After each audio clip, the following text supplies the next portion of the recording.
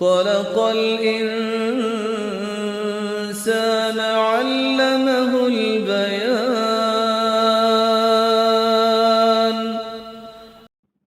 نحمده ونصلي على رسوله الكريم، أما بعد، فأعوذ بالله من الشيطان الرجيم. بسم الله الرحمن الرحيم. رب اشرح لي صدري ويسر لي أمري واحلل عقدة من لساني يفقهوا قولي.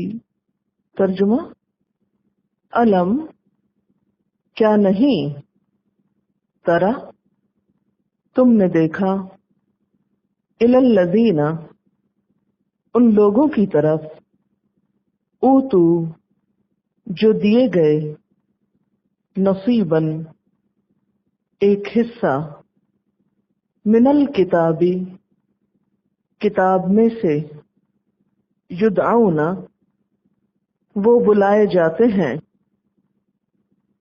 الی طرف، کتاب اللہ اللہ کی کتاب کے،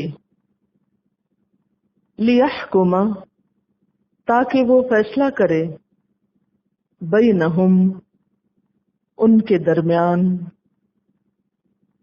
ثم پھر، یتولا منہ موڑ لیتا ہے، فریقن ایک گروہ، منہم ان میں سے، وہم اور وہ، معرضون اعراض برتنے والے ہیں، منہ موڑنے والے ہیں، ذالک یہ، بأنہم بوجہ اس کے کہ بے شک وہ، قالو کہتے ہیں، لن ہرگز نہیں، تمسنا چھوئے گی ہم کو، النار آگ، الا مگر، ایامن دن، معدودات گنے ہوئے، گنتی کے،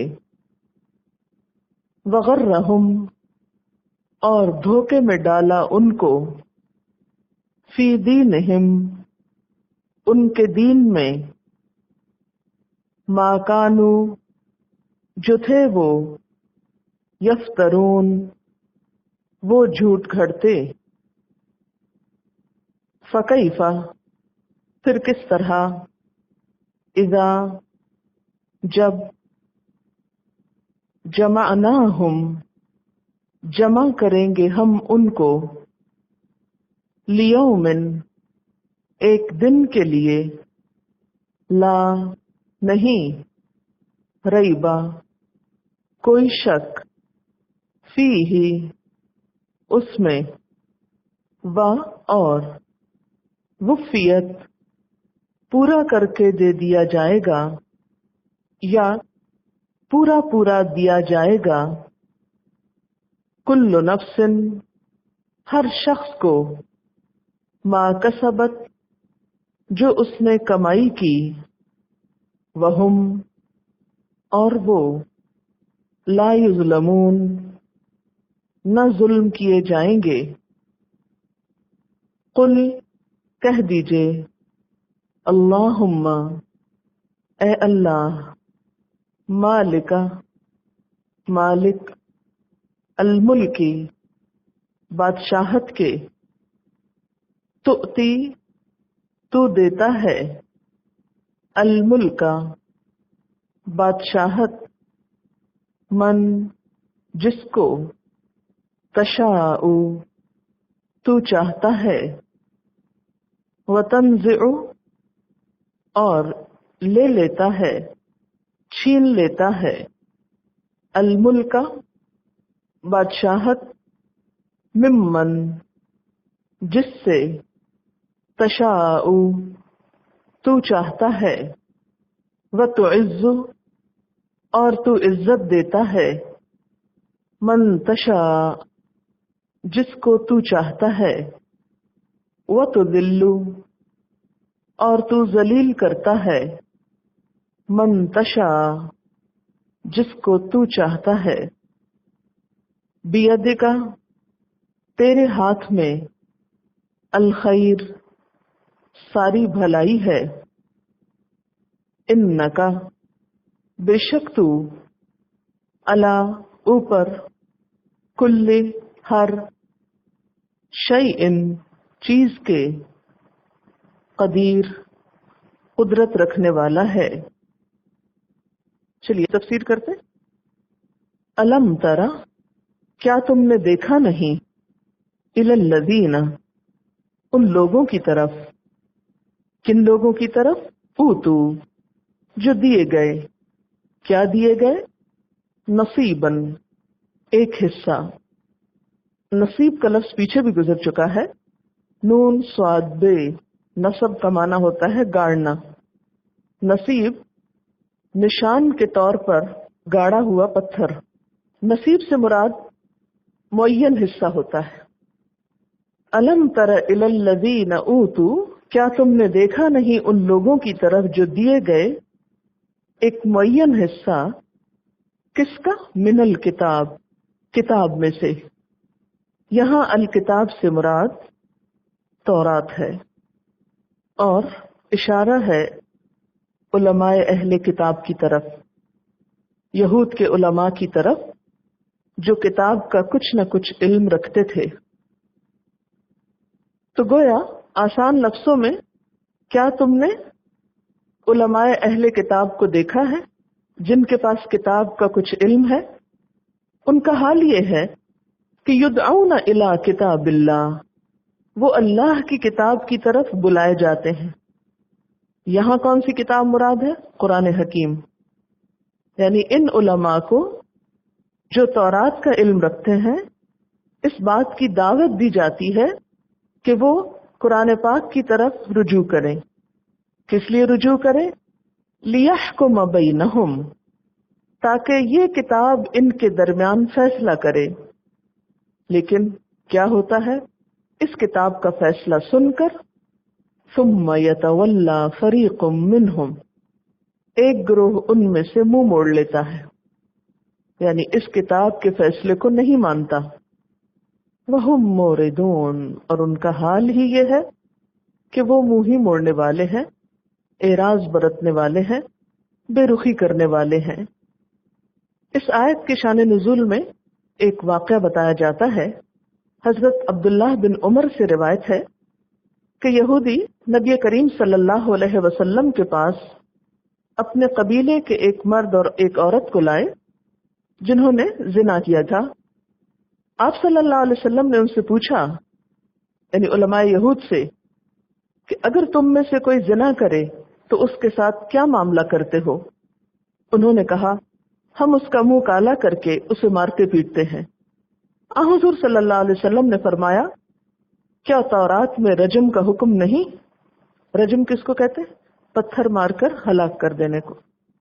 انہوں نے کہا، ہم نے تورات میں اس طرح کی کوئی چیز نہیں دیکھی۔ عبداللہ بن سلام جو پہلے یہودی تھے پھر مسلمان ہوئے، وہ پاس ہی تھے۔ وہ کہنے لگے کہ تم لوگ جھوٹ بول رہے ہو، تورات لاؤ اور اسے پڑھو اگر تم سچے ہو۔ ان کا ایک بہت بڑا عالم جو تورات پڑھایا کرتا تھا، آیت رجم پہ اپنا ہاتھ رکھ کر تورات پڑھنے لگا، یعنی جو اصل حکم تھا اس کو کیا کیا؟ چھپا لیا اور باقی کو پڑھنے لگا۔ اس سے پہلے اور بعد کی عبارت پڑھ دی، لیکن آیت رجم نہیں پڑھی۔ عبداللہ بن سلام نے آیت رجم سے اس کا ہاتھ ہٹا دیا اور اس سے پوچھا کہ یہ کیا ہے؟ یہودیوں نے دیکھا تو کہنے لگے، یہ آیت رجم ہے۔ پھر آپ نے حکم دیا اور ان دونوں کو مسجد نبوی کے قریب جہاں جنازے رکھے جاتے تھے رجم کر دیا گیا۔ لیکن ان کا حال یہ تھا کہ یہ حق کو چھپاتے تھے۔ کیوں چھپاتے تھے؟ اس لیے کہ انہوں نے نمبر ایک اپنے عوام کو دین کی تعلیم نہیں دی تھی، عوام کو جاہل رکھا۔ اس جہالت کی وجہ سے وہ غلط کام کرتے تھے۔ پھر جب غلط کام کرتے اور اپنی غلطیوں پہ آ کر ان سے فتوے لیتے تو پھر یہ عوام کی مرضی اور پسند کے فتوے دیتے، اللہ کی کتاب کو چھپا دیتے، اس سے منہ موڑ لیتے اور وہی باتیں کرتے جو لوگوں کی مرضی کی ہوتی. تو اسی طرح انہوں نے اس سزا میں بھی تخفیف کی اور کتاب میں تحریف کر کے اللہ کا حکم چھپا کے اپنی منمانی کی بات لوگوں میں عام کر دی اور اسے دین بنا دیا. اور جب نبی صلی اللہ علیہ وسلم دنیا میں تشریف لائے اور اصل حکم کو اجاگر کیا تو انہوں نے منہ موڑ لیا. ذالک، یہ بات کس وجہ سے ہے؟ بِأَنَّهُمْ، بوجہ اس کے ہے کہ بے شک وہ قالو کہتے ہیں لن تمسنا النار الا ایاما معدودات، کہ ہمیں ہرگز آگ نہ چھوئے گی مگر چند دن. اب اس بات کا پچھلی بات سے کیا تعلق ہے؟ یہ بات بطور مثال بھی بیان کی گئی ہے کہ ان کے اللہ تعالیٰ کے احکامات سے منہ موڑنے کی وجہ، قرآن پاک سے منہ موڑنے کی وجہ یہ ہے کہ انہوں نے اپنی کتاب میں تحریف کر ڈالی ہے، اپنے دین میں طرح طرح کے نئے عقیدے ایجاد کر لیے ہیں، اور انہی عقائد میں سے ایک عقیدہ یہ ہے کہ ہمیں آگ ہرگز نہ چھوئے گی اور ہمارا کچھ نہ بگڑے گا. تو جس قوم کے اندر یہ خیال پیدا ہو جائے کہ ہم جہنم میں جانے کے نہیں، وہ قوم بھلا اپنی اصلاح کیوں کرے گی؟ اس کے اندر خدا کا خوف، حساب کتاب کا خوف، آخرت کا خوف تو ہے ہی نہیں. اس لیے وہ جو چاہیں کریں اپنے دین کے ساتھ، جیسی جیسی چاہیں اس میں تبدیلی کر دیں. تو ان کے اس حال کی وجہ، کس حال کی؟ وہم موردون، کہ وہ دین سے منہ موڑنے والے ہیں. اس کی وجہ کیا ہے؟ کہ انہوں نے آخرت پر ایمان اور آخرت کے عقیدے میں تبدیلی کر لی ہے، ان کے اس عقیدے میں بگاڑ آ گیا ہے. لہذا جب بھی کسی قوم کے عقیدہ آخرت میں بگاڑ آتا ہے تو نتیجہ کیا نکلتا ہے؟ اس کے اندر بدعمالی پیدا ہو جاتی ہے، بڑے بڑے گناہ پیدا ہو جاتے ہیں. ظاہر ہے جس بھی شخص کو یہ ہوگا کہ مجھے کسی نے نہیں پوچھنا اور میں تو دوزخ میں جا ہی نہیں سکتا، میرا تو کچھ بھی نہیں بگڑے گا، بھلا وہ اچھے کام کیوں کرے، وہ اپنی منمانی کیوں نہ کرے. پھر فرمایا وغرہم، اور دھوکے میں ڈالا ان کو، دھوکے میں ڈالا ان کو، کن کو؟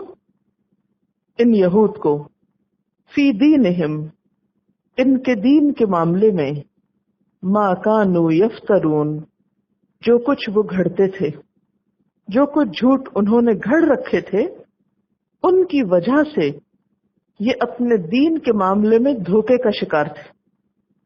غرہم کا لفظ جو ہے یہ غین رے سے ہے. غرر، کسی کو غافل پا کر اپنا مقصد اس سے حاصل کرنا، فریب دینا، پھانسنا، کسی کی غفلت سے فائدہ اٹھا کر اسے دھوکہ دینا. تو غرہم، دھوکے میں ڈالا ان کو، فی دینہم، ان کے دین کے معاملے میں. کس چیز میں؟ ما کانوا یفترون، ان کے خود ساختہ عقائد میں. ان کے خود ساختہ عقائد نے ان کے دین کی شکل بدل دی. یفترون کا لفظ استعمال ہوا ہے، فیرے، یہ اس کا روٹ ہے. افتراء کا لفظ آپ اردو میں بھی پڑھتے ہوں گے، کذب و افتراء. یہاں افتراء سے مراد وہ بناوٹی عقائد ہیں جو ان لوگوں نے خود تراش کے، خود گھڑ کے اللہ تعالی کی طرف منسوب کر دیے. قرآن پاک میں افتراء کا لفظ جھوٹ، شرک اور ظلم کے موقعوں پر استعمال کیا گیا ہے. اب ان کے افتراء کیا کیا تھے؟ یہود کے افتراء یا یہود کے خود ساختہ عقائد کیا تھے؟ مثلا ایک تو یہی جس کا پیچھے ذکر ہوا ہے کہ ہم جہنم میں نہیں جائیں گے، دوزخ کی آگ ہم پہ حرام ہے، اگر دوزخ میں گئے بھی تو صرف اتنے دن جتنے دن ہم نے بچھڑے کی پوجا کی ہے. ایک تو یہ ان کا خود ساختہ عقیدت. یہ کہتے تھے کہ آگ ہمارے لیے نہیں ہے، ہم تو چوزن پیپل ہیں، اللہ کے بیٹے ہیں، اللہ کے پسندیدہ ہیں، اپنے بیٹوں کو وہ آگ میں کیوں پھینکے گا؟ ہم جو چاہیں کریں، ہم بہت لاڈلے ہیں. حالانکہ اس بات کی کوئی بھی بنیاد نہ تھی، اس کی کوئی حقیقت نہ تھی، لیکن ان کے علماء نے ان کے اندر ایسے عقائد عام کر دیے، ایسی سوچیں ڈال دی. پھر اسی طرح ان کا کہنا یہ تھا کہ اللہ تعالیٰ یعقوب علیہ السلام سے یہ وعدہ کر چکا ہے کہ وہ ان کی اولاد کو سزا نہ دے گا، مگر یوں ہی برائے نام قسم کھانے کو، ایسے ہی بس ہلکا سا. اسی طرح آپ دیکھیں کہ نصارہ کے ہاں بھی کچھ خود ساختہ عقائد ہیں آخرت کی نجات کے بارے میں. عیسائی کیا کہتے ہیں کہ حضرت عیسیٰ علیہ السلام دنیا میں آ کر ہمارے گناہوں کے کفارے میں خود سولی پہ چڑھ گئے، اور ان کے سب ماننے والوں کے گناہوں کا حساب بے باک کر دیا گیا، کسی سے کچھ نہیں پوچھا جائے گا. بس کامیابی کے لیے اتنا ہی کافی ہے کہ ان کو مان لیا جائے. اب آپ دیکھیے کہ ہم مسلمانوں نے بھی، کیونکہ حضور صلی اللہ علیہ وسلم نے فرمایا تھا نا کہ تم ہر چیز میں پہلی امتوں کی پیروی کرو گے، تو آپ دیکھیے کہ عقائد میں بھی ہم ان کو فالو کر رہے ہیں. لائف سٹائل میں تو کر ہی رہے ہیں، لیکن عقائد میں بھی یہ چیزیں موجود ہیں. آگ ہمارے لیے نہیں، یہ تو کافروں کے لیے. ہم سب یہ سمجھتے ہیں نا، ہم میں سے تو جو کلمہ پڑھ لے گا وہ نہیں آگ میں جا سکتا، چاہے کچھ بھی کر لے، چاہے سود کھائے جس کا ذکر خود قرآن نے کیا کہ اولئک اصحاب النار، چاہے قتل کرے جس کا آگے آپ پڑھیں گے کہ قاتل جو ہے وہ ہمیشہ آگ میں رہے گا. لیکن ہم کیا سمجھتے کہ ہم کلمہ پڑھتے ہیں اس لیے آگ ہم کو نہیں چھوئے گی. کچھ لوگوں نے اپنے جنت میں جانے کے لیے دنیا میں بہشتی دروازہ بنا لیا ہے، یعنی بہشت تو آخرت میں ہے، بہشت کا اصلی دروازہ تو وہیں پر ہوگا، لیکن کچھ لوگوں نے دنیا میں بنا لیا ہے. ہمارے عقائد میں کچھ اور چیزیں بھی شامل ہو گئیں کہ اگر کچھ بزرگوں کا، کچھ نیک لوگوں کا، کچھ مشائخ کا دامن تھام لیا جائے، ان کا پلو پکڑ لیا جائے، تو چونکہ وہ بہت نیک ہیں، انہوں نے عبادتیں اور ریاضتیں کی ہیں، لہٰذا وہ اپنی عبادتوں کی وجہ سے ہم کو بھی ساتھ جنت میں لے جائیں گے. یہ عقائد ہے نا ہمارے ہاں، کوئی انکار تو نہیں کرتا اس. ایسے ہی عقائد یہود اور نصارہ کے بھی تھے. وہ کہتے تھے کہ ہمیں آگ نہیں چھوئے گی، اور عیسیٰ علیہ السلام ہمارے گناہوں کے عوض سولی پہ چڑھ گئے ہیں، اور یہ کہ غرہم فی دینہم ما کانوا یفترون. ہم بھی ایسی ہی باتیں سوچ کر بیٹھے ہوئے ہیں. یہ آپ دیکھیے کہ یہ الفاظ کتنے زبردست ہیں. غرہم، ان کو دھوکے میں مبتلا کر رکھا ہے. دھوکے میں پڑنا دراصل کیا ہوتا ہے کہ اصل حقیقت سے بے خبر ہونا. یہ اصل حقیقت سے بے خبر ہے. بے خبر کیوں ہے؟ اس لیے کہ یہ سچی کتاب پڑھی نہیں، قرآن پڑھا ہی نہیں، کہ جو بتاتا ہے جنت میں جانے کے طریقے اور جہنم سے بچنے کے طریقے. اس لیے لوگ ان طریقوں کو تو اختیار نہیں کرتے. عوام میں سستی نجات کے جو نسخے یا ٹوٹکے مشہور ہیں انہی کو فالو کیے جا رہے ہیں. وغرہم فی دینہم، اسی لیے دین پر عمل کرنے کی بھی ضرورت نہیں. کون اپنی جان جوکھوں میں ڈالے کہ دن میں 5 نمازیں پڑھے پھر اپنے مال کی زکوٰۃ بھی نکالے؟ اس سے بہتر نہیں کہ سال میں ایک دفعہ کچھ نظر نیاز لے کے مخصوص جگہوں پہ انسان چلا جائے اور کچھ چڑھاوے چڑھا کے ان بزرگوں کو خوش کر دے، اور اس کے بعد اپنی جنت کی سیٹ ریزرو کرا لے. یہ آسان ہے؟ یا سارا سال ایمانداری کا خیال رکھنا کہ منہ سے جھوٹ نہ نکلے، کسی کا دل نہ ٹوٹے، کسی پہ زیادتی نہ ہو، کسی پہ ظلم نہ ہو، سود نہ لیا جائے، اور بہت سی چیزیں. ان چیزوں پہ تو بہت محنت لگتی ہے، وہ تو سارا منٹ منٹ کا حساب رکھنا پڑتا ہے، اپنے آپ کو پکڑنا پڑتا ہے، کوسنا پڑتا ہے، روکنا پڑتا ہے. اس طرح تو زندگی بڑی دوبھر ہو جائے گی. اس طرح تو بے ایمانی اور دھوکے بازی ہم کر ہی نہیں سکیں. تو اس کا حل کیا ہے؟ ان سب چیزوں کے، ان سب گناہوں کے کفارے کے لیے کسی ایک کو پیش کر دیا جائے، ہمارے حصے میں وہ نبٹ لے، اور ہم اس کے پیچھے پیچھے اس کے دامن میں پناہ لے کے ہم بھی پار ہو جائیں. فکیف، تو کس طرح، کیسے ہوگا؟ اذا جمعناہم، جب جمع کریں گے ہم ان کو، سوچو ذرا اس وقت ہوگا کیا جب ہم ان کو اکٹھا کریں گے، لیومن ایک ایسے دن میں، لا ریب فیہ جس کے آنے میں کوئی شک نہیں، جس کے واقع ہونے میں کوئی شک نہیں، ووفیت اور پورا پورا دیا جائے گا۔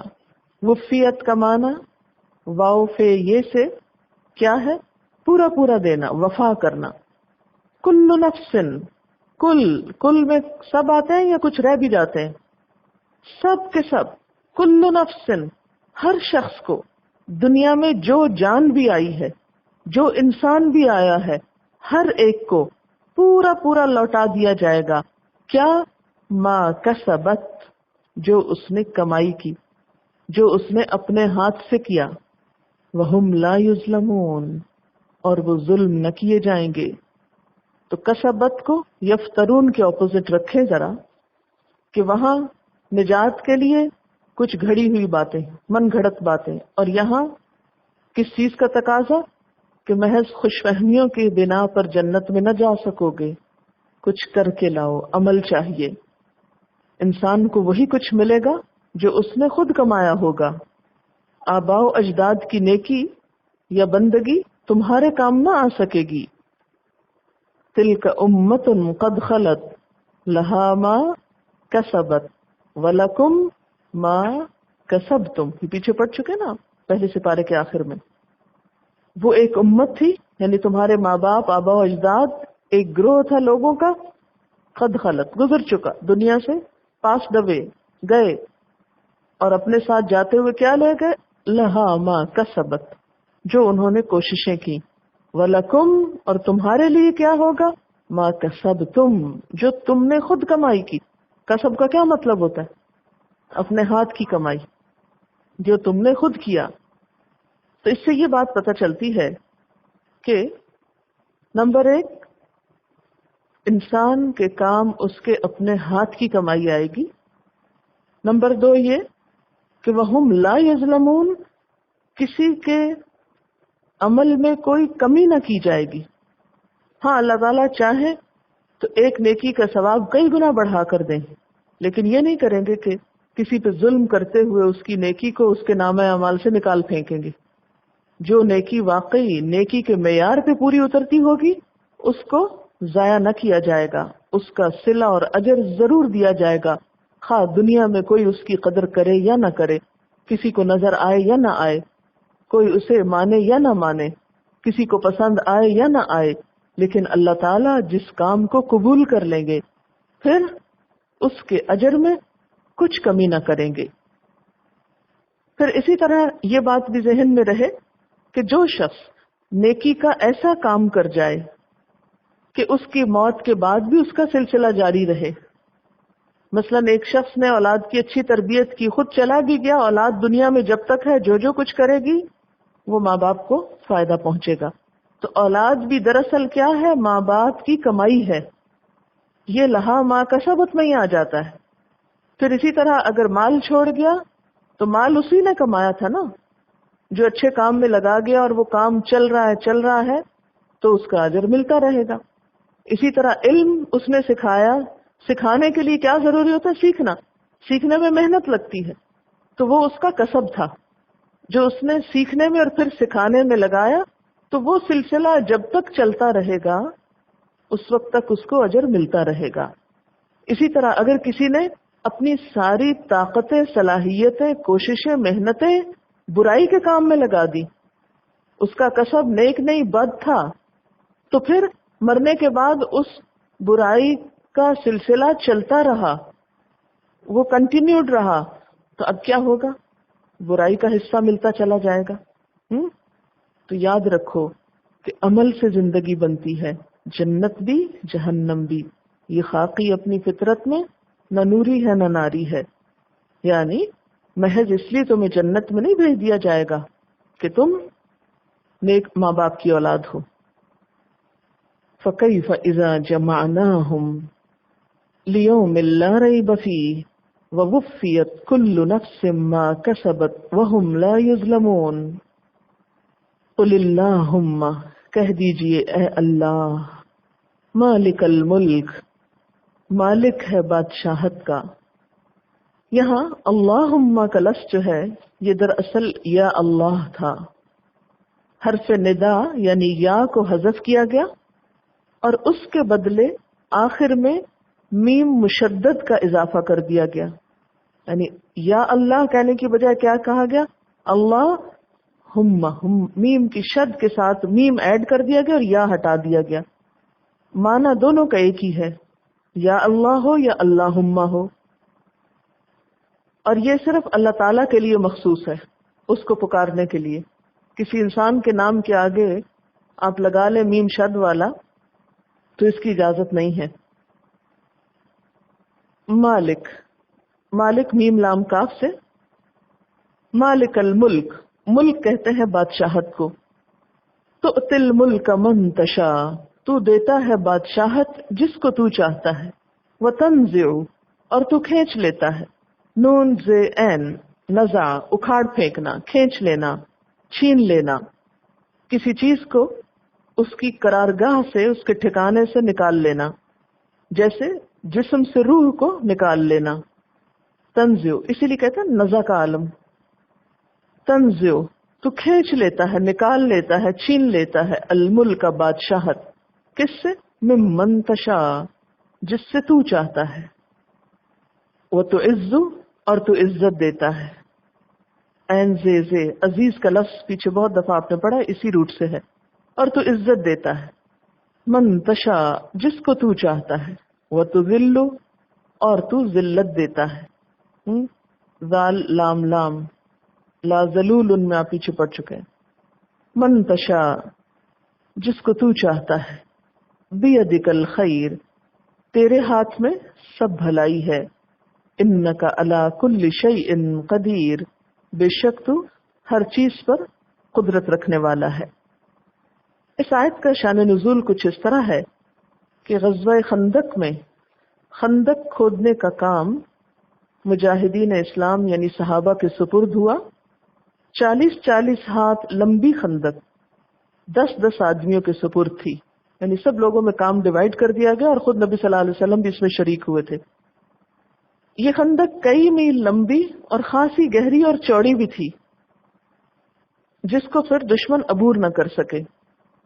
مقصد کے حصول کے لیے اس کی تکمیل جلد از جلد مطلوب تھی تاکہ دشمن کے آنے سے پہلے پہلے وہ خندق بن جائے. یہ دراصل مدینہ کی حفاظت کے لیے بنائی جا رہی تھی نا. جب چاروں طرف سے دشمنوں نے مدینہ کو اپنا ٹارگٹ بنا لیا کہ اب مل جل کر مسلمانوں کو ختم کر ڈالیں، تو اس وقت حضرت سلمان فارسی رضی اللہ تعالیٰ عنہ کے مشورے پر اس طرف سے جہاں خطرہ تھا ایک خندق بنائی گئی تھی. اس کام کے لیے صحابہ کرام دن رات لگے ہوئے تھے. کہا جاتا ہے کہ ضروری کھانے اور قضائے حاجت کے علاوہ مسلسل کام کر رہے تھے. اگر آپ سوچیں، آپ امیجن کریں کہ کئی میل لمبی خندق اگر کدالوں سے کھودنی ہو اور بہت گہری بھی کہ جسے لوگ آسانی سے پار نہ کر سکیں، تو اس کے لیے کتنی محنت مطلوب ہوگی. آپ نے دیکھا ہوگا کہ مشین بھی جب کام کرتی ہے، حالانکہ ایک دفعہ کھودنے سے کتنی زیادہ اس سے مٹی نکل آتی ہے، لیکن اس کے باوجود کتنا وقت لگ جاتا ہے مشین کے ساتھ بھی. تو بہرحال صحابہ کرام اس کو مل جل کر کھود رہے تھے اور آپ صلی اللہ علیہ وسلم خود بھی سب کے ساتھ شریک تھے. تو اتفاقاً خندق کے ایک حصے میں پتھر کی بڑی سی چٹان آ گئی، اور جن حضرات کے حصے میں وہ چٹان آئی انہوں نے جتنی بھی کوشش کی لیکن وہ چٹان نہ ٹوٹی. اس پر کیا ہوا کہ انہوں نے نبی صلی اللہ علیہ وسلم کو اطلاع دی. آپ صلی اللہ علیہ وسلم نے اپنے دست مبارک سے ایک ضرب لگائی تو اس چٹان کا کچھ حصہ ٹوٹ گیا اور ایک آگ کا شعلہ بلند ہوا جس سے دور تک روشنی پھیل گئی. تو آپ صلی اللہ علیہ وسلم نے فرمایا، اللہ اکبر، مجھے ملک شام کی کنجیاں دی گئی ہیں، واللہ میں اس وقت وہاں کے سرخ محلات کو دیکھ رہا ہوں. پھر دوسری ضرب لگائی تو ایک دوسرا ٹکڑا ٹوٹ گیا. فرمایا، اللہ اکبر، مجھے ملک فارس یعنی ایران دے دیا گیا، واللہ میں اس وقت مدائن کا سفید محل دیکھ رہا ہوں. پھر تیسری ضرب لگائی تو باقی ماندہ چٹان بھی کٹ گئی. پھر فرمایا، اللہ اکبر، مجھے یمن کی کنجیاں دے دی گئیں، واللہ میں اس وقت اپنی اس جگہ سے صنعاء کے پھاٹک دیکھ رہا ہوں. اب اہل ایمان تو آپ صلی اللہ علیہ وسلم کی ان سب باتوں پر ایمان رکھتے تھے، اور بعد میں یہ ساری پیشن گوئیاں سچ ثابت ہوئیں. لیکن جس وقت آپ یہ بول رہے تھے اس وقت کسی کو یقین نہ آ سکتا تھا، کیونکہ حالات میں کوئی ایسی بات محسوس ہی نہ ہوتی تھی. منافقین نے جب یہ باتیں سنی تو انہوں نے طرح طرح کی باتیں بنانے شروع کر دی. مذاق اور تمسخر کا پھر موقع ہاتھ آ گیا اور کہنے لگے دیکھو ان لوگوں کو اپنی ضروریات کا ہوش نہیں، کھانے کو ہے نہیں، پیٹ پہ پتھر بندھے ہیں، جانوں کی حفاظت مشکل ہے، دشمن کے خوف سے خندق کھود رہے ہیں اور فارس، یمن اور روم کی فتح کے خواب دیکھ رہے ہیں. دیکھو ان احمقوں کو. بظاہر تو ایسی ہی چیز نظر آ رہی تھی. اس پر اللہ تعالیٰ نے یہ آیت نازل کی. کیا؟ قل اللہم مالک الملک. ان کی باتوں کو جانے دو اور کیا کہو؟ اے اللہ جو ملک کا مالک ہے، ساری بادشاہت جس کے ہاتھ میں ہے، تو جسے چاہے حکومت دے اور تو جس سے چاہے اسے چھین لے، جسے چاہے عزت دے، جسے چاہے ذلیل کر دے، بھلائی تیرے اختیار میں ہے، بے شک تو ہر چیز پہ قادر ہے. اس میں ایک مومن کے توکل اور ایمان اور یقین اور بلند نگاہی کی خوبصورت تصویر نظر آتی ہے کہ جب وہ اپنا پورا بھروسہ اللہ کی ذات پہ رکھتا ہے. وہ اپنے ہاتھوں کی طاقت کو نہیں دیکھتا، وہ اپنے وسائل کو نہیں دیکھتا، وہ کس کو دیکھتا ہے؟ اللہ کی قدرت کو دیکھتا ہے. وہ اس پہ نظر نہیں رکھتا جو اس کے اپنے ہاتھ میں ہے، وہ اس پہ نظر رکھتا ہے جو اللہ کے ہاتھ میں ہے، جو ہر ناممکن کو ممکن کر سکتا ہے. وآخر دعوانا ان الحمد للہ رب العالمین. سبحانک اللہم وبحمدک اشہد ان لا الہ الا انت نستغفرک ونتوب الیک. والسلام علیکم ورحمۃ اللہ وبرکاتہ.